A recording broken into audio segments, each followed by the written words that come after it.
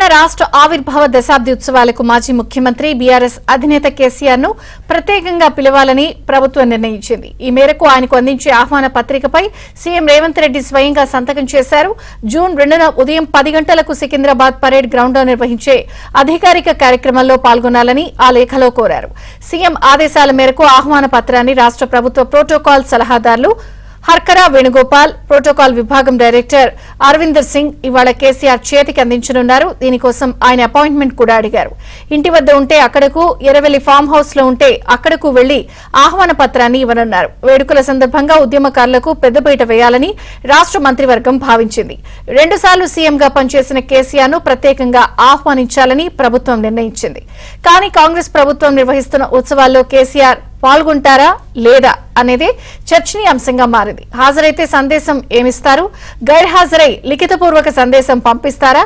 లేకపోతే పార్టీ ఆధ్వర్యంలో నిర్వహించే కార్యక్రమాల్లో పాల్గొంటారా అనే చర్చలు జోరుగా సాగుతున్నాయి.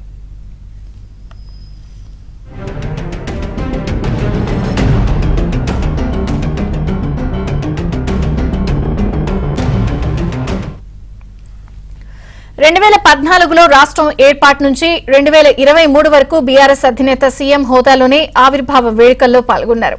అధికారంలో ఉండగా నిరుడు దశాబ్ది ఉత్సవాలు నిర్వహించారు. వాస్తవానికి 2023 జూన్ 2వ తేదీ నాటికి తెలంగాణ ఏర్పడి 9 ఏళ్లే అయింది. కానీ ఎన్నికల నేపథ్యంలో బీఆర్ఎస్ ప్రభుత్వం దశాబ్ది ఉత్సవాలు అంటూ హడావుడి చేసింది. ఏకంగా 21 రోజుల పాటు కార్యక్రమాలు నిర్వహించింది. రాష్ట్ర ప్రభుత్వ ఖజానా నుంచి పెద్ద ఎత్తున నిధులను ఖర్చు చేసింది. 9 ఏళ్లకే దశాబ్ది ఉత్సవాలు చేయడం ఏంటని విమర్శలు వచ్చాయి. అయితే 10వ సంవత్సరంలోకి అడుగు పెట్టి ఉన్నందున వేడుకలు జరుపుతున్నామని బీఆర్ఎస్ ప్రభుత్వం సమర్థించుకుంది. ఈసారి మళ్లీ దశాబ్ది ఉత్సవాలను జూన్ 1 నుంచి 3 రోజులు నిర్వహించాలని బీఆర్ఎస్ అధిష్టానం శ్రేణులకు పిలుపునిచ్చింది.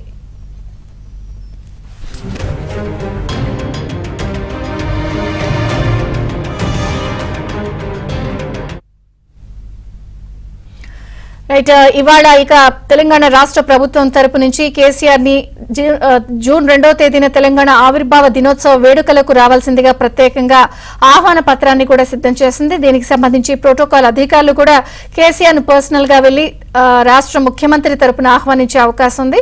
అయితే మరి ఆయన వస్తారా రారా అన్న విషయంపై కూడా కొంత సంశయం ఉంది. మొత్తానికైతే తెలంగాణ రాష్ట్ర ప్రభుత్వం కేసీఆర్ ని ఇన్వైట్ చేయడానికి సిద్ధమైంది. అలాగే ఏర్పాట్లను కూడా వివిధ అతిరథ మహారథులను కూడా ఈ సంబరాలకి ఆహ్వానిస్తున్నారు. మరిన్ని వివరాలు మా ప్రతినిధి రాజేష్ లైవ్ లో అందించడానికి సిద్ధంగా ఉన్నారు. Rajesh, over to you. Good morning Vijayachandrika. మొత్తానికి తెలంగాణ రాష్ట్ర ఆవిర్భావ దినోత్సవ వేడుకలను అత్యంత ఘనంగా నిర్వహించాలని కాంగ్రెస్ ప్రభుత్వం భావించింది. దానికి తగ్గట్టుగానే ఏర్పాట్లన్నీ కూడా పూర్తి చేసింది.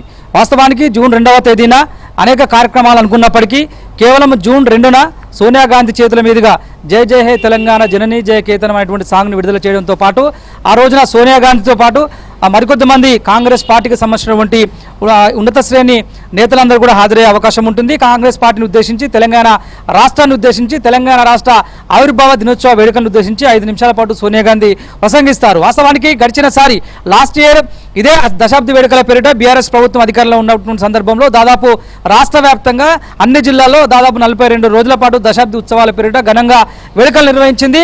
ఆ అమరవీరుల స్మృతి చిహ్నం వద్ద గడిచిన ఏడాది బీఆర్ఎస్ ప్రభుత్వం అధికారంలో ఉన్నటువంటి సందర్భంలో చాలా మంది కవులను, కళాకారులను, మేధావులను, తెలంగాణ రాష్ట్ర ఉద్యమంలో పార్టిసిపేట్ చేసినటువంటి కుటుంబాలను, అమరవీరుల కుటుంబాలను ఎవరిని కూడా పిలువైనటువంటి పరిస్థితి నెలకొంది. కొంత మీడియాను కూడా ఆ లాస్ట్ ఇయర్ జరిగినటువంటి తెలంగాణ రాష్ట్ర ఆవిర్భావ వేడుకలకు ఏబిఎన్ ఆంధ్రజ్యోతిని రెండింటినీ కూడా బీఆర్ఎస్ ప్రభుత్వము బ్యాన్ చేసింది. కొద్ది మందికి మాత్రమే, తమకు ప్రాధాన్యత గల కొద్దిమంది మీడియాకు మాత్రమే గడిచిన ఏడాది బీఆర్ఎస్ ప్రభుత్వము అధికారంలో ఉన్నటువంటి అంశాన్ని దృష్టిలో ఉంచుకొని కొద్దిమంది మాత్రమే ఆహ్వానించి దశాబ్ది వేడుకల పేరిట జూన్ 2వ తేదీన రాష్ట్ర ఆవిర్భావ వేడుకలు నిర్వహించింది. కానీ కాంగ్రెస్ ప్రభుత్వం అందుకు భిన్నంగా ఈసారి జరుగుతున్నటువంటి తెలంగాణ రాష్ట్ర ఆవిర్భావ వేడుకలకు కాంగ్రెస్ ప్రభుత్వం మొట్టమొదటిసారి అధికారంలోకి వచ్చింది. కాబట్టి ఈ వేడుకల్లో మలిదశ తెలంగాణ ఉద్యమంలో పార్టిసిపేట్ చేసినటువంటి ప్రతి ఒక్కరిని భాగస్వామ్యం చేస్తూ తెలంగాణ ఉద్యమంలో అమరులైనటువంటి 1500 మంది కుటుంబాలకు గౌరవించాలి. దాంతోపాటుగా మలిదశ తెలంగాణ ఉద్యమంలో గజ్జగట్టి, కాలుకి గజ్జగట్టి ఆట పాడి తెలంగాణ ఉద్యమాన్ని విస్తృత ప్రచారం చేసినటువంటి ప్రతి కవిని, కళాకారుని, అదేవిధంగా తెలంగాణ ఉద్యమంలో పార్టిసిపేట్ చేసినటువంటి ప్రతి ఒక్కరిని ఆవిర్భావ దినోత్సవాల రోజున భాగస్వామ్యం చేయాలని చెప్పేసి ముఖ్యమంత్రి రేవంత్ రెడ్డి భావించారు. దానిలో భాగంగా మాజీ ముఖ్యమంత్రిగా 10 ఏళ్ల పాటు పనిచేసినటువంటి కేసీఆర్కి ఆహ్వాన పత్రికను స్వయంగా అందించాలని చెప్పేసి హర్కల వేణుగోపాల్తో పాటు ప్రోటోకాల్ డైరెక్టర్గా ఉన్నటువంటి అరవిందర్ సింగ్కి ఇద్దరిని ఆదేశించారు. ఇవాళ మధ్యాహ్నం లేదా సాయంత్రంలోగా ఎర్రవెల్లి ఫామ్ హౌస్లో ఉన్నటువంటి కేసీఆర్ వద్దకు వెళ్లి ఈ ఆహ్వాన పత్రికను స్వయంగా అందించేటువంటి అవకాశం కనిపిస్తుంది.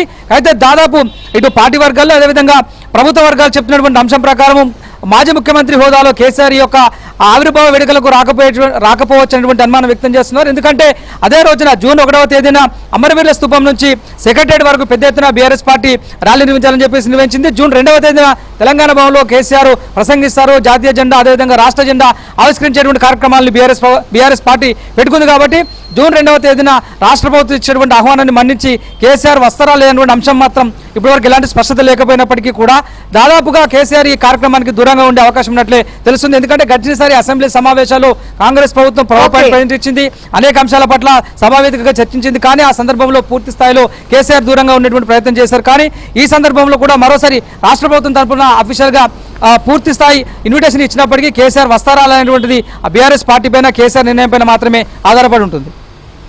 Thank you Rajesh.